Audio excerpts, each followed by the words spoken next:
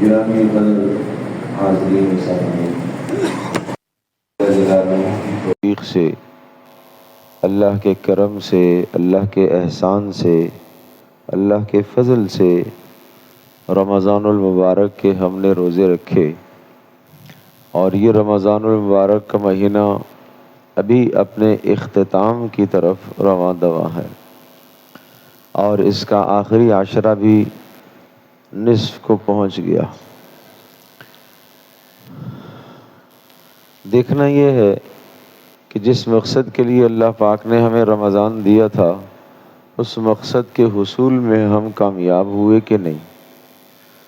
بہت اختصار کے ساتھ ماضی کی باتوں کو، یعنی گزشتہ جمعوں میں ہونے والی باتوں کو میں دہراتا ہوں۔ مقصد صوم، روزے کا مقصد یہ تھا، قرآن مقدس کی سورۃ البقرہ کی آیت نمبر 182 سے لے کر 87 تک اللہ پاک نے روزے کے احکام اور مسائل اور روزے کا فلسفہ ذکر فرمایا ہے۔ چنانچہ روزے کا فلسفہ کہ کیوں روزہ ہم نے فرض کیا ہے، کیا کہ کوئی روزیوں کی تنگی ہو گئی تھی، کھانے پینے کی چیزیں ختم ہو گئی تھی؟ کہا نہیں، اس لیے کیا ہے کہ تم سب کے سب بیمار ہو گئے تھے، اور بیمار کو ایک علاج کی ضرورت ہوتی ہے، اور تمہاری بیماری کیا تھی؟ تمہاری بیماری یہ ہے کہ دلوں کے اندر دنیا کی محبت آ گئی تھی، اور بیماری کیا تھی؟ دل اللہ کی محبت سے خالی ہو گئے تھے، اور بیماری کیا تھی؟ دل محمد رسول اللہ صلی اللہ تعالیٰ علیہ وسلم کی محبت سے خالی ہو گئے تھے، دلوں میں اللہ کا خوف نہیں رہا تھا۔ تو ہم نے روزوں کا حکم دیا تاکہ تم لوگ روزے رکھو، صبح سے لے کر شام تک اپنے نفس کو کچھ بھوکا رکھو، اپنے نفس پر کچھ مشقت ڈالو، اور رات کی نماز تراویح ادا کر کے اپنے نفس پر مشقت ڈالو۔ اور جب کسی شے پر مشقت کو ڈالا جاتا ہے، تکلیف کو ڈالا جاتا ہے، تو وہ یقیناً کمزور پڑ جاتی ہے۔ تو نفس پر یہ مشقتیں آئیں گی تو نفس کمزور پڑ جائے گا اور نفس مغلوب ہو جائے گا، اور یہ مقصود ہے کہ نفس مغلوب رہے اور روحانی طاقت اوپر رہے، روح کی طاقت غالب رہے، نفس کی طاقت مغلوب رہے۔ روح کی طاقت وہ ہے جو نیکی کی طرف لے کر آتی ہے، نیکی کی طرف کھینچتی ہے، نیکی کا خیال پیدا ہوتا ہے، نیکی کا جذبہ اندر پیدا ہوتا ہے۔ نفس کی طاقت وہ ہے جو گناہ کی طرف کھینچتی ہے، نافرمانی کی طرف کھینچتی ہے، بے حیائی کی طرف لے کے جاتی ہے۔ اب یہ دو صلاحیتیں انسان کے اندر ہیں، یہ نیکی کی طاقت ہے، یہ گناہ کی طاقت ہے۔ اگر دونوں کی دونوں برابر برابر چل رہی ہے تو تب بھی انسان خسارے میں ہے، اور نیکی کی طاقت کمزور پڑ گئی، گناہ کی طاقت اوپر چلی گئی کہ جناب جب سامنے گناہ آیا تو وہ اپنے ایمان کی وجہ سے اس گناہ سے نہ بچ سکا، تو اس کا مطلب یہ ہوا کہ نیکی کی طاقت مغلوب ہے، گناہ کی طاقت غالب ہے، گناہ کی طاقت اوپر ہے، نیکی کی طاقت مغلوب ہے۔ یہ آدمی کامیاب نہیں ہے، یہ خسارے میں ہے، یہ نقصان میں جا رہا۔ اللہ پاک نے روزے عطا فرمائے تھے، اس لیے لعلکم تتقون صاف صاف فرمایا تاکہ تمہارے دل میں تقوی پیدا ہو جائے، تاکہ تمہاری روحانی طاقت اوپر آ جائے، روحانی طاقت اوپر آ جائے، اور نفس کی طاقت جو گناہ کی طاقت ہے وہ نیچے چلی جائے۔ تو دیکھنا یہ ہے کہ کیا اتنے دن جو ہمیں گزر گئے، 2 عشرے مکمل ہو گئے، تیسرا عشرہ نصف کو ہے، کیا یہ 30 یا 29 دن جو اللہ پاک نے مجھے ایک خاص ماحول دیا تھا، خاص ماحول کیا دیا تھا؟ جنت کے دروازے کھول دیے تھے، جہنم کے دروازے بند کر دیے تھے، آسمانوں سے فرشتے اتارے جو دعاؤں پر آمین کہتے رہے، آسمان سے فرشتے اتارے جو یہ آوازیں لگاتے تھے کہ نیکی کرنے والوں آگے آؤ، گناہ کرنے والوں پیچھے چلے جاؤ، اور نیکیوں کی قیمتوں کو اللہ نے بڑھا دیا تھا۔ فرض 70 فرضوں پر لے آئے اور نفل جو ہے فرائض کے برابر لے آئے، اور پھر آخری عشرے میں ایک عظیم الشان رات بھی دی کہ اس رات کی عبادت اگر پا لیتا ہے تو 83 سال کی عبادت اپنے نامہ عمل میں درج کر لیتا ہے۔ بلکہ اگر اس کو میں یوں ظاہر سے سمجھاؤں تو بہت سمجھنا آسان ہوگا۔ ایک تیز رفتار سواری ہے اور ایک دھیمی رفتار چلنے والی سواری ہے، اور یوں سمجھ لیجئے کہ تیز رفتار سواری وہ فاصلہ جو دھیمی رفتار میں چلنے والی سواری 84 سال میں پورا کرے، تیز رفتار چلنے والی سواری وہ ایک رات میں وہ راستہ پورا کر لے، وہ سفر طے کر لے۔ تو گویا کہ انسان کی جو روحانی منازل تھی اور اللہ پاک سے قرب اور اللہ سے تعلق اور اللہ پاک تک پہنچنے کے لیے جو راستے تھے، اس ایک رات میں آدمی اتنا سفر طے کر لیتا ہے جو 83 سالوں کے اندر آدمی طے کرتا ہے۔ لیلۃ القدر کی ایک رات میں اس قدر رفتار بڑھا دی جاتی ہے، روحانیت کی طاقت کو بڑھا دیا جاتا ہے کہ اللہ تک پہنچنے کے لیے بہت جلد یہ ترقی کر سکتا ہے۔ گویا کہ 83 سال لگا کر جو اللہ کے پاس پہنچنا تھا وہ ایک رات کے اندر اللہ اس کو پہنچا دے گا۔ تو یہ اللہ کے احسانات ہونے کے بعد کیا لعلکم تتقون، اس لیے روزہ دیا تھا تاکہ تمہاری گناہوں کی طاقت نیچے آئے، تاکہ تمہاری نظر جھک جائے، تاکہ تمہاری زبان گناہ سے رک جائے، تاکہ تمہارے کان گناہ کے سننے سے رک جائیں، تاکہ تمہارے ہاتھ ظلم اور زیادتی سے بچ جائیں۔ یہ اس لیے دیا تھا تاکہ گناہ کی طرف چلنا بند ہو جائے۔ کیا یہ مزاج پیدا ہوا کہ نہیں؟ یہ ہے احتساب۔ ہم دیکھیں کہ یہ پیدا ہو گیا کچھ نہ کچھ تو اللہ کا شکر، نہیں ہوا تو فکر کی ضرورت ہے۔ بہت توجہ سے، بہت دل و جان سے میری بات کو سننے کی کوشش فرمائیں، اور جو بات میں کہنے لگا ہوں یا کہہ رہا ہوں یہ کوئی ہلکی بات نہیں ہے کہ 1 سال کے بعد پھر یہ سیزن آئے گا۔ اس 1 سال تک میری زندگی یقینی کوئی نہیں ہے، پتہ نہیں ہوگی کہ نہیں ہوگی۔ یہ مہینہ دیا تھا، اس مہینے میں میں نے کیا کیا، اس مہینے میں میں نے کتنی محنت کی، اس مہینے میں میں نے اللہ کو راضی کرنے کے لیے، اللہ کو پانے کے لیے کیا کچھ محنت کی ہے، اور کتنی محنت کرنی چاہیے تھی۔ کیا کوئی کوتاہی ہوئی ہے تو اس پر مجھے ندامت ہے، فلاں دن میرا سارا ہی بیکار گیا تھا، اس پر مجھے شرمندگی ہے، اس پر مجھے ندامت ہے۔ یہ ندامت یہ ہونی چاہیے، یہ ندامت ہونی چاہیے، اور دل میں افسوس ہونا چاہیے۔ اگر یہ ندامت اور افسوس کا کوئی لمحہ، کوئی ذرہ موجود ہے تو اللہ کی قسم کامیابی ہے۔ اور اگر کچھ بھی فرق نہیں ہے، کچھ بھی فرق نہیں آیا، کچھ بھی فرق نہیں آیا، رمضان سے پہلے اور اب میں کوئی فرق نہیں ہے، تو ناکامی ہی ناکامی۔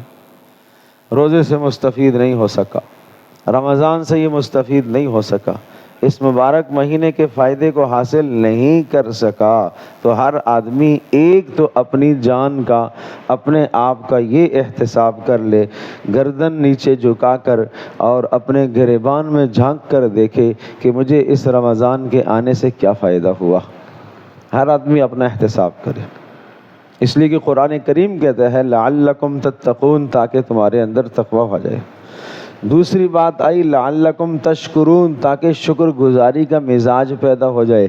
کیا اس رمضان میں اللہ نے جو مجھے نعمتیں دی ہیں، افطار میں بھی، سحر میں بھی، ہم وقت اللہ نے جو کھانے کو مجھے عطا فرمایا ہے، کیا کسی لمحے میں نے اپنے شکر میں اضافہ کیا کہ غیر رمضان میں یہ چیزیں نہیں ملتی تھی، رمضان میں اللہ نے وافر کر دی، میں نے اتنا کھایا، اتنا پیا، کیا اس پر کبھی میں نے اضافی شکر ادا کیا ہے؟ روزے کا مقصد یہ تھا لعلکم تشکرون، تاکہ شکر آ جائے۔ آیا کہ نہیں آیا؟ یہ سوچنے کی بات ہے۔ تو یہ دو بڑے مقاصد ذکر فرمائے فلسفہ صوم، اس لیے روزے کا فلسفہ یہ ہے تاکہ تمہارے اندر شکر گزاری پیدا ہو جائے، تاکہ تمہارے اندر گناہ کرنے کے جذبات کم ہو جائیں اور نیکی کرنے کے جذبات اوپر آ جائیں۔ تو ایک تو ہر آدمی اس بات کو دیکھے۔ دوسری بات مجھے یہ عرض کرنی ہے کہ جو مبارک اعمال اس مہینے کے اندر ہم نے ادا کیے ہیں اور نوافل کا بھی بخوبی انتظام کیا ہے اور کثرت سے اہتمام کیا ہے اور راتوں کو جاگے بھی ہیں اور تلاوت کی بھی کثرت کی ہے اور ذکر و اذکار بھی کیے ہیں اور اسی طرح سے نماز تراویح بھی ادا کی ہے اور نہ جانے کتنے کتنے اعمال، نیک اعمال ہم کرتے رہے، ان اعمال میں سے کچھ اعمال کو دوام اور استقامت ملنی چاہیے، یہ روزے کا مقصد پھر حاصل ہو جائے گا۔ مثلاً ایک آدمی پہلے 5 فرض نمازیں نہیں پڑھتا تھا، اب رمضان کے بعد یا آج ہی سے وہ عزم کرے کہ پورا سال میں فرض نماز نہیں چھوڑوں گا، یہ سمجھا جائے گا کہ یہ رمضان اس کی زندگی میں تبدیلی لایا ہے، اس کی زندگی میں انقلاب لایا ہے، اس کی زندگی کو بدلنے کا ذریعہ بنا ہے۔ پہلے بالکل نہیں پڑھتا تھا، رمضان سے اس نے نمازیں شروع کر دی، 6 ماہ ہو گئے ماشاءاللہ پکی نمازیں، پکا نمازی ہو گیا، صف اول کا نمازی ہو گیا، تو پتہ یہ چلا کہ یہ جو بیمار تھا نا ٹھیک ہو گیا، الحمدللہ یہ بیمار ٹھیک ہو گیا، درست ہو گیا، یہ اس کا جو دل بیمار تھا وہ درست ہو گیا۔ اسی طرح سے اور اپنی زندگی کے اندر کیا کیا جو ہے وہ تبدیلیاں لے کر آیا ہے کہ پہلے تلاوت نہیں کرتا تھا، اب تلاوت کی پابندی شروع کر دی اس نے، اب تلاوت کی پابندی شروع ہو گئی۔ پہلے نماز تہجد کا معمول نہیں تھا، اب تہجد کا معمول شروع کر دیا اس نے، اور رمضان میں تو تہجد کا موقع ملتا ہی ہے اور اللہ سے منا لیا اس نے، اللہ سے مانگ کر یہ منوا لیا کہ اے اللہ رمضان کے بعد بھی مجھے اپنے دربار پر نماز تہجد کے لیے ضرور بلانا، چاہے 2 رکعتیں ہی کیوں نہ ہو، چاہے 2 رکعتیں ہی کیوں نہ ہو، اے اللہ یہ تنہائی کی نماز جو بندے اور رب کے درمیان میں ایک راز و نیاز کی باتیں کرنے کا وقت ہوتا ہے، اے اللہ یہ وقت مجھے ضرور عطا کرنا۔ یہ جذبات اندر آئے کہ نہیں آئے؟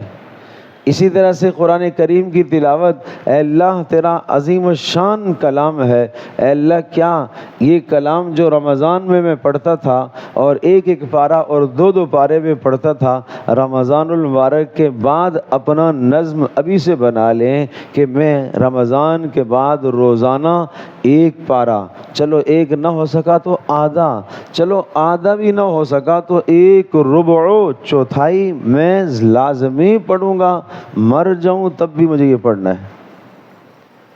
اور جس دن میں نے نہیں پڑھا تو سمجھ لو کہ میں نے اپنی روح کو آج غذا نہیں دی ہے۔ الا بذکر اللہ تطمئن القلوب، روحوں کی غذا تو اللہ کا ذکر ہے، روحوں کی غذا تو قرآن کریم کی تلاوت ہے۔ جس دن تلاوت نہیں ہوئی تو سمجھ لے کہ آج روح کا فاقہ ہے، آج روح کو فاقہ کیا، روح نے فاقہ کیا، آج کچھ بھی اس کو غذا نہیں دی گئی، تو اس کا اہتمام رہے۔ اور روح کا فاقہ جب ہوگا 1 دن 2 دن 3 دن، امام غزالی رحمۃ اللہ علیہ ارشاد فرماتے ہیں اگر کوئی آدمی، سنیے گا بڑی اہم بات، 3 دن اگر کوئی آدمی قرآن سے اپنے آپ کو، اللہ کی یاد سے اپنے آپ کو، نماز سے اپنے آپ کو 3 دن تک دور رکھتا ہے تو اس کی روح مر جاتی ہے۔ جیسے 3 دن تک کوئی آدمی جسم کو غذا نہ دے، کھانا پینا چھوڑ دے 3 دن 4 دن، تو کب تک جیے گا؟ بالآخر موت واقع ہو جائے گی، بھوک کی وجہ سے مر ہی جائے گا۔ اور اسی طرح سے روح کو 3 دن اگر غذا اس نے نہ دی تو اس کی موت یقینی ہے۔ لیکن فرمایا صرف فرق یہ ہے کہ جسم کے اندر دوبارہ حیات واپس نہیں آ سکتی، جسم سے روح نکل گئی، موت آ گئی تو موت ہے، لیکن روح کی موت اگر ہو گئی تو اس میں دوبارہ حیات اور زندگی آ سکتی ہے، اور وہ زندگی آتی ہے توبہ سے۔ توبہ سے زندگی اس کی واپس آ جاتی ہے۔ تو اس لیے میں عرض کر رہا ہوں 3 دن تک اگر کسی آدمی نے اپنے آپ کو تلاوت سے دور رکھا، نمازوں سے دور رکھا، مسجد کے ماحول سے دور رکھا، تو گویا کہ اس نے اپنی روح کو موت کے گھاٹ اتار دیا۔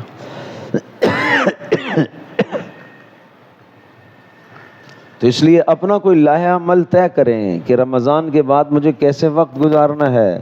یہ روا روی نہیں ہونی چاہیے کہ بس رمضان آیا، روزے رکھ لیے، عید ہو گئی، بس ٹھیک ہے بھائی، بس نہیں، کچھ نہ کچھ اپنی زندگی کے اندر ضرور نمایاں فرق نظر آنا چاہیے۔ اگر یہ فرق ہے تو روزے کی کامیابی حاصل کی ہم نے، اور یہ فرق نہیں آیا تو ہم ناکام ہیں۔ دکاندار ہر آدمی دیکھتا ہے کہ پچھلے سال کیا تھا اور اس سال کیا ہے، پچھلے مہینے کتنا پروفٹ آیا تھا، اس مہینے کتنا پروفٹ آیا ہے۔ ہر دن اگر پیچھے جا رہا ہے تو اپنے آپ کا خسارہ سمجھتا ہے، ہر دن برابر ہو رہا ہے تو تب بھی خسارہ ہی سمجھتا ہے، ہر دن اگر ترقی کر رہا ہے تو کہتا ہے کہ ہاں میں ترقی کر رہا ہوں۔ تو یہاں آدمی کیوں نہیں سوچتا؟ یہ کب سوچے گا؟ یہاں بھی تو سوچنے کی ضرورت ہے کہ کل اور آج دونوں دن میرے برابر ہیں۔ من استواہ یومان فہو اخسر، جس آدمی کے دونوں دن کل اور آج کا برابر ہیں، اعمال کے اعتبار سے، کیفیات کے اعتبار سے، ایمانیات کے اعتبار سے، جس کے دونوں دن برابر ہیں، فہو اخسر، فرمائے یہ تو خسارے میں ہے، یہ تو نقصان میں ہے۔ اللہ پاک ہماری اس نقصان سے حفاظت فرمائے۔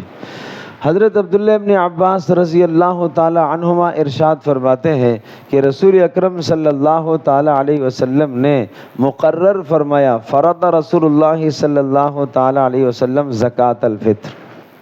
اللہ کا کتنا احسان ہے کہ میں نے عرض کیا کہ جب رمضان کا مہینہ شروع ہوا تو اس نے کتنا اہتمام کیا کہ میرے بندے میرے پاس آ جائیں، اور وہ اہتمام بتا چکا ہوں۔ جنتوں کو کھول دیا، جہنم کو اللہ نے بند کر دیا، فرشتوں کو اللہ نے اتار دیا، نیکیوں کی قیمتوں کو اللہ پاک نے بڑھا دیا، اور رزق کو اللہ نے بڑھا دیا۔ کتنے بڑے احسانات کیے، کیوں کیے؟ کہ یہ بندہ میرے قریب ہو جائے۔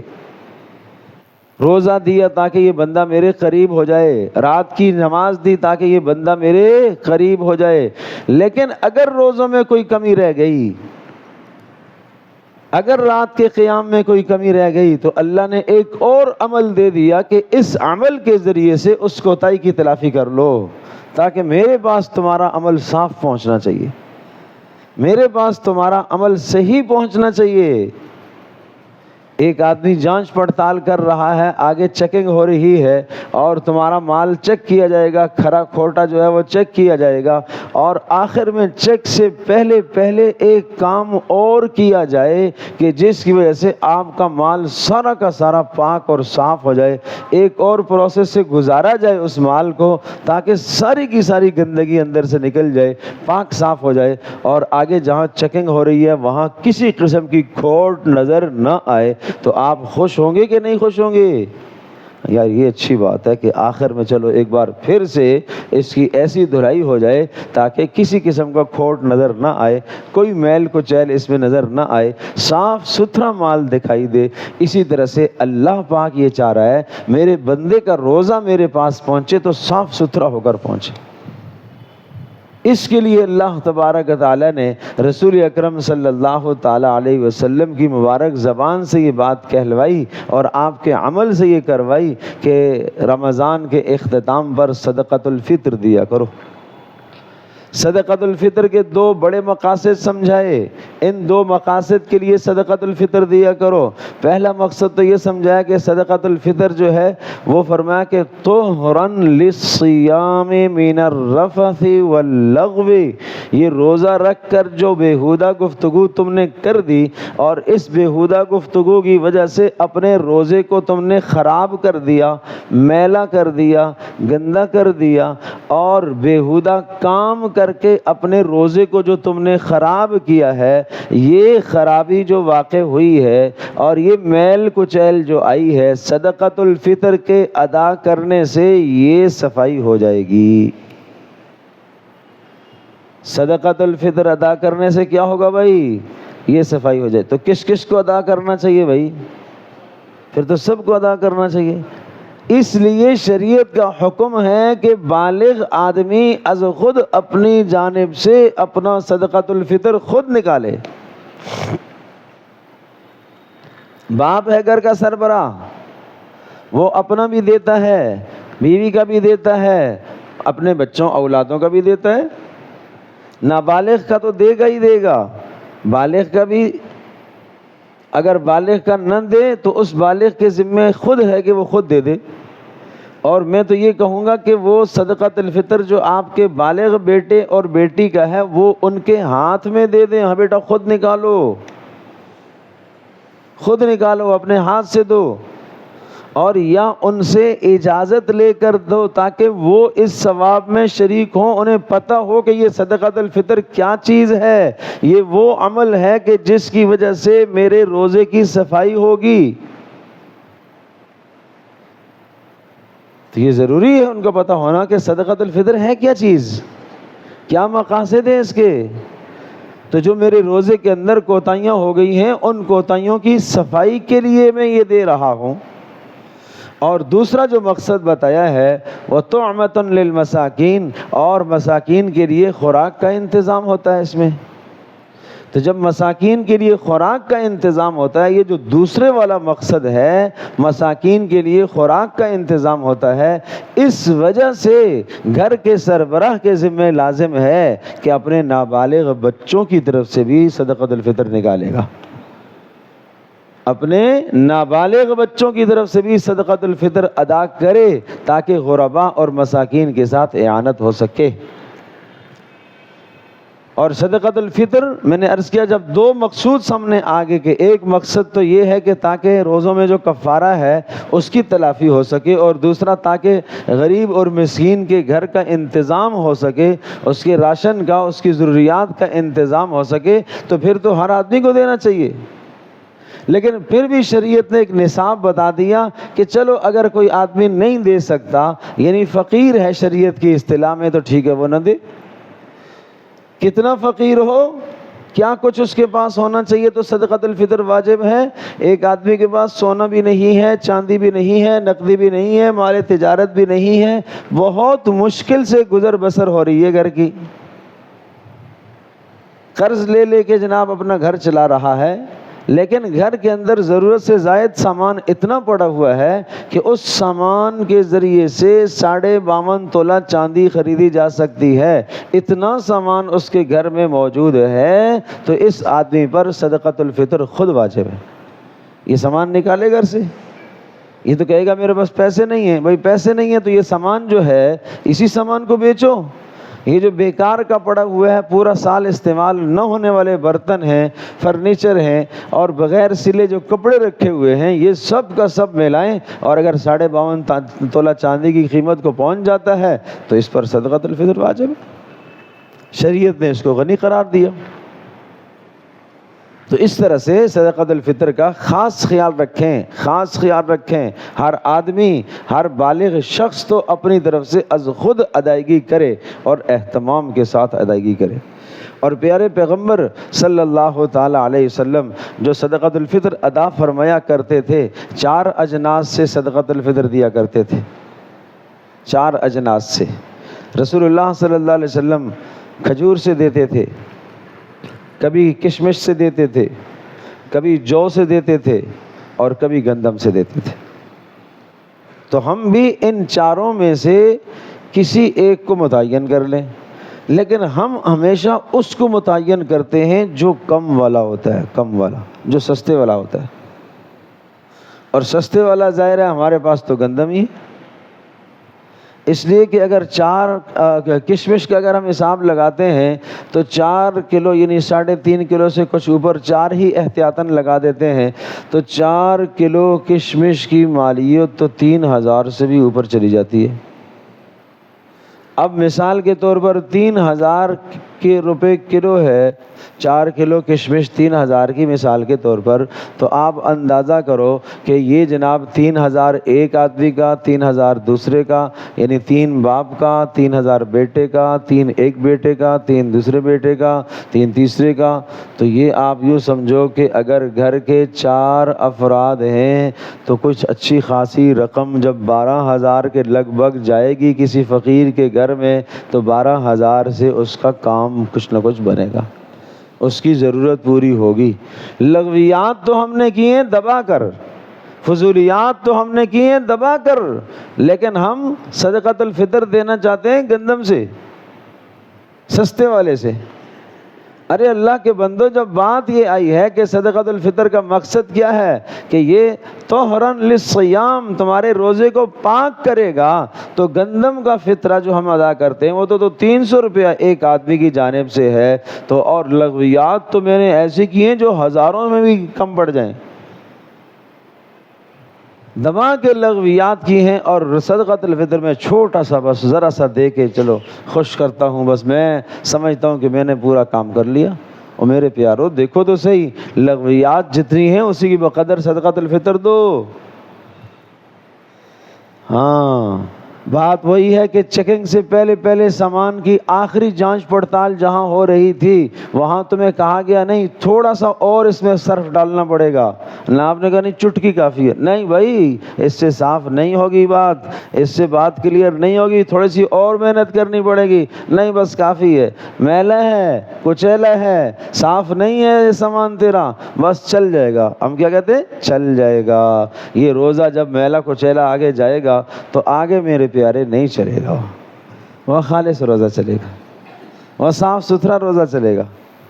اللہ اکبر، اللہ اکبر۔ جب بات آئے گی کیا الصوم لی وانا اجزی بہ، لاؤ بھائی میرے بندے کا روزہ لاؤ میرے سامنے، اللہ کہے گا اس نے میرے لیے روزہ رکھا تھا اور میں ہی اس کا بدلہ دوں گا۔ اب روزہ اللہ کے سامنے پہنچا، وہ لغویات سے بھرا ہوا، اس میں جھوٹ بھی ہے، اور اس میں دن کو جناب بد نظری بھی ہوئی ہے، اور اس میں گالم گلوچ بھی ہوا ہے، رات کی تراویح بھی چھوٹی ہوئی ہے۔ اوہ یہ روزہ، اس پر کیا بدلہ ملے گا اس بندے کو بھائی؟ تو ابھی بھی موقع ہے بھائی، آخری چیکنگ ہے، ابھی بھی موقع ہے۔ اپنے اعمال کو درست کر لو، اپنے روزوں کو درست کر لو، جو رہ چکے جو روزے رکھے ہیں ان میں جو کمی اور کوتاہی ہو گئی ہے اس کا ازالہ کر لو بھائی، یہ ہے وقت، یہ ہے وقت ازالہ کرنے کا، ورنہ جیسے ہی عید کا چاند آئے گا تو پھر یہ ازالہ نہیں رہے گا ممکن، پھر یہ ازالے کا وقت نہیں ہوگا۔ ابھی جو لمحات ہیں یہ ازالے کا وقت ہے، دن بھی ہیں رات بھی ہیں، جو کوتاہیاں ہو چکی ہیں اس پر توبہ اور استغفار کرو، اللہ سے معافی مانگو، اللہ کو راضی کرنے کی پھر بھی کوشش کرو، پھر سے کوشش کرو۔ ابھی 2 طاق راتیں باقی رہ گئی ہیں، پھر محنت کرو کہ شاید یہی لیلۃ القدر کی رات ہو، پھر محنت کرو۔ اللہ اکبر۔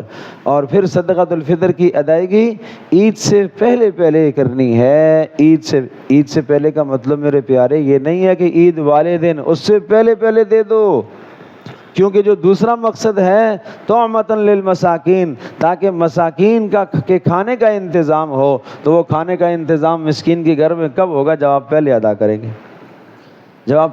کریں گے۔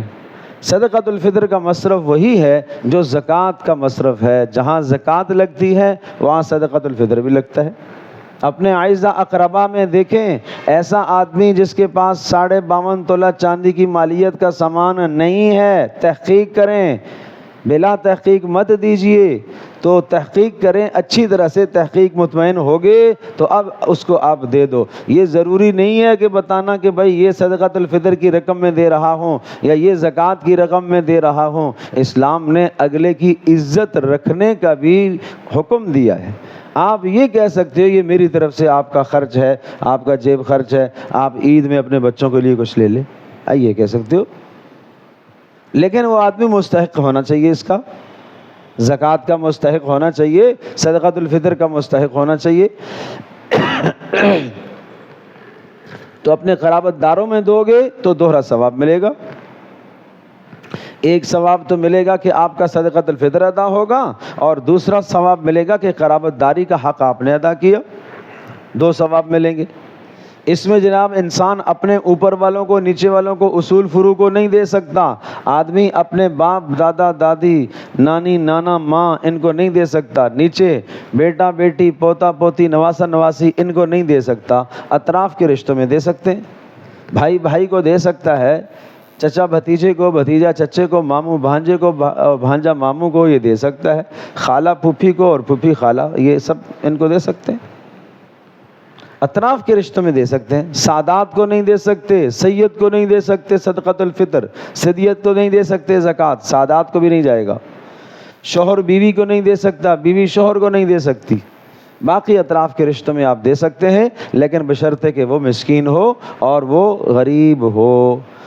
شریعت کی اصطلاح میں غریب تمہاری اور میری اصطلاح کا غریب نہیں بھائی، شریعت کی اصطلاح میں غریب، شریعت کی اصطلاح میں غریب وہ ہے کہ جس کے پاس 52.5 تولہ چاندی کا مال ضرورت سے زائد موجود نہ ہو، وہ شریعت کی اصطلاح میں غریب اور مسکین ہے، اس کو دو۔ پھر مدارس اسلامیہ کو دیتے ہیں تو بھی دوہرا اجر ملتا ہے، مدارس کو دیتے ہیں تو دوہرا اجر ملتا ہے۔ کیا دوہرا اجر ملتا ہے؟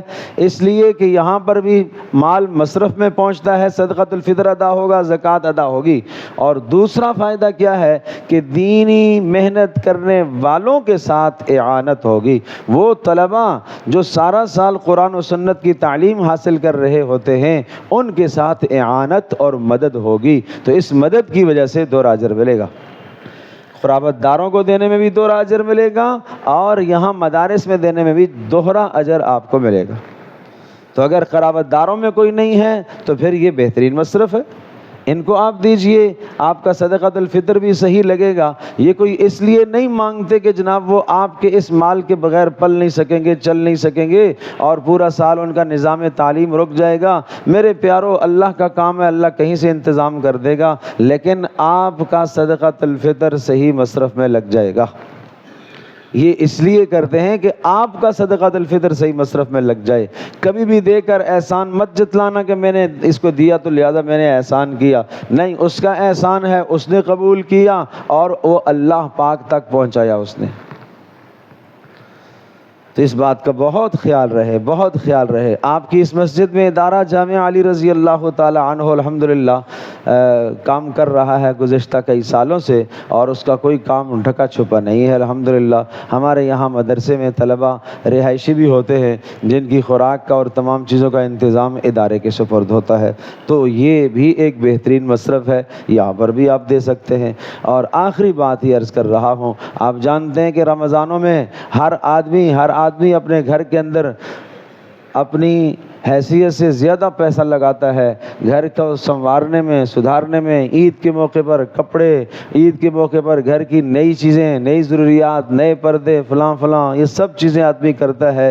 تو بھائی نفلی اموال میں سے صدقۃ الفطر نہیں، زکوٰۃ نہیں، نفلی اموال میں سے مسجد کا بھی خیال رکھا کرو، نفلی اموال میں سے مسجد کو بھی دیا کرو۔ جس مسجد میں آپ نماز پڑھتے ہیں، پنکھے چلتے ہیں، لائٹیں چلتی ہیں، یہ سب ضروریات پوری ہوتی ہیں، نمازی آتے ہیں، پانی بر وقت ملتا ہے، نمازی آتے ہیں جناب، اور پنکھے اور لائٹیں اور جو بھی ضروریات ہیں آپ کی وہ سب کی سب پوری ہوتی ہیں، تو ان ضروریات کے پیچھے کچھ خرچ بھی ہے بھائی۔ آپ تشریف لاتے ہیں، بر وقت نماز کھڑی ہوتی ہے، بر وقت نماز ہوتی ہے، بر وقت اذان ہوتی ہے، یہ سب چیزیں پیچھے ایک بڑا خرچہ بھاری رقم کا ہوتا ہے۔ تو اس لیے آپ حضرات سے اس معاملے میں بھی التجا ہے کہ صرف اور صرف خالص عطیات کی رقم، نفلی اموال سے عطیات کی رقم، نفلی صدقہ کہ بس میں ایسے ہی اللہ کی راہ میں پیسے نکالتا ہوں، یہ صدقہ نفلی کہلاتا ہے، یہ مسجد پر لگے گا، صدقۃ الفطر نہیں لگے گا، زکوٰۃ کی رقم نہیں لگے گی۔ اپنی اپنی مساجد جو جہاں نماز پڑھ رہا ہے، جو یہاں پڑھ رہے ہیں یہاں کریں، جو اپنے محلے میں جہاں کہیں پڑھتے ہیں وہاں کریں، تو یہ بھی بہت بڑا اجر ہے۔ اور اس مبارک مہینے میں آپ ایک دیں گے تو ایک فرضوں کے برابر لکھا جائے گا۔ یہ نفلی آپ دیں گے نا تو یہ فرضوں کے برابر لکھا جائے گا۔ اور فرض اور نفل کا فرق اتنا سمجھیے گا، اتنا بڑا فرق ہے، اتنا بڑا فرق ہے کہ یہ پوری زمین کو، خلا کو اگر کوئی آدمی بھر دے اور ایک پرندہ آتا رہے، اس سے ایک ایک دانہ اٹھاتا رہے اور ایک طرف ایک دانہ الگ رکھا ہوا ہو، وہ فرض کا رکھا ہوا ہے، یہ نفلی کی پوری دنیا بھری ہوئی ہے۔ یہ نفلی تھوڑا ہے، وہ فرضی زیادہ ہے، اس کا ثواب زیادہ ہے، اس کا ثواب زیادہ ہے، زکوٰۃ کا ثواب زیادہ ہے، صدقۃ الفطر کا ثواب زیادہ ہے، لیکن اس مہینے میں یہ نفل کو اس فرض کے برابر کر دیا گیا، تو پھر ہم کیوں پیچھے رہیں؟ اس لیے رمضان میں اپنے عطیات بھی نکالا کرے۔ اللہ تبارک و تعالی ہم سب کے لیے سمجھنا عمل کرنا آسان فرمائے۔ وآخر دعوانا